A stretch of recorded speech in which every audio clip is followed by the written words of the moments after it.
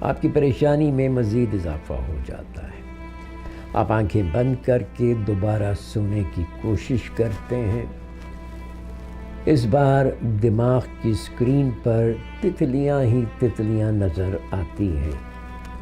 آپ تھکن کی وجہ سے تتلیوں کے پیچھے بھاگنا چھوڑ دیتے ہیں، اور جیسے ہی آپ تتلیوں کو قابو کرنے کی کوشش ختم کرتے ہیں، آپ کو نیند آ جاتی ہے۔ تو اگلی دفعہ سوچ کی تتلیوں کو پکڑنے کی کوشش مت کریں۔ سکون سے آنکھیں بند رکھ کر اپنے دماغ کی اسکرین پہ موجود سوچ کی تتلیوں کو آنے دیں۔